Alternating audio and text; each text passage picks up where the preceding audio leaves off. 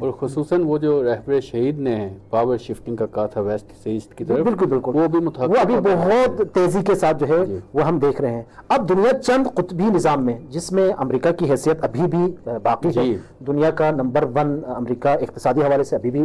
بہرحال اسی طرح سے اگر آپ فوجی اور اس حوالے سے بھی دیکھیں جو ہے وہ دفاعی حوالے سے بھی، تو امریکہ بہرحال ہے ابھی بھی۔ اس کے ساتھ ساتھ چائنا کا اپنا بہت بڑا مقام اس وقت دنیا کے اندر موجود ہے، رشیا کا ہے، اور اس وقت ایک چوتھی طاقت کے طور پر اگر ہم کہیں تو ایران ابھر کے دنیا کے سامنے آ رہا ہے، اور دنیا اور ایران اپنے اس مقام کو، اپنی اس حیثیت کو دنیا کے سامنے جو ہے وہ تثبیت کرنا چاہتا ہے، اس کو ثابت کرنا چاہتا ہے اور اس کو منوانا چاہتا ہے۔ اور چائنا اس وقت جو ہے وہ مرکز بنتے جا رہے ہیں، کیونکہ ابھی جو رشین صدر ہیں پیوٹن، ان کا بھی کچھ جی، اس نے بھی اسی مئی کے آخر میں بظاہر، تو ابھی امریکن صدر چائنا پہنچا ہوا ہے، اور مئی کے آخر میں روس کے صدر ولادیمیر پوٹن نے بھی جو ہے وہ چائنا کا دورہ کرنا ہے۔ تو چائنا اس وقت دنیا میں جو پاور شفٹنگ جس طرح سے ہم نے بات کی، اس کا جو مرکز اور محور بنا ہوا چائنا ہے۔ چائنا اگرچہ خود کھل کر سامنے نہیں آیا، لیکن ہم سب جانتے ہیں کہ اس وقت ایران کے اندر جو کچھ چل رہا ہے، اور ایران جس طرح سے امریکہ کا مقابلہ کر رہا ہے، اس میں کچھ نہ کچھ حصہ چائنا اور رشیا کا بھی ہے، اور انہوں نے اپنا حصہ ڈالا ہے، چونکہ ان کو پتہ ہے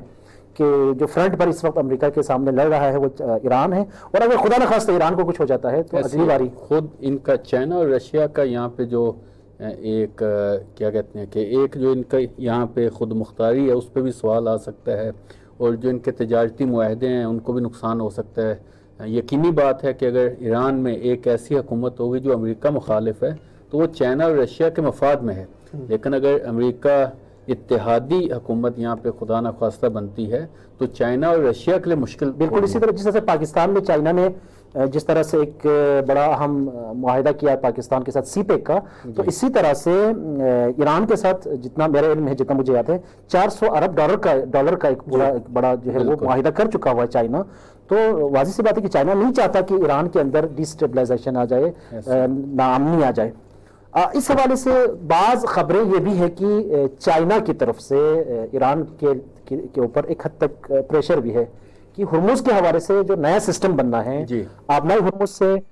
بظاہر اگر کوئی ٹیکس کا کوئی نظام جس طرح سے ابھی لاگو ہونے جا رہا ہے،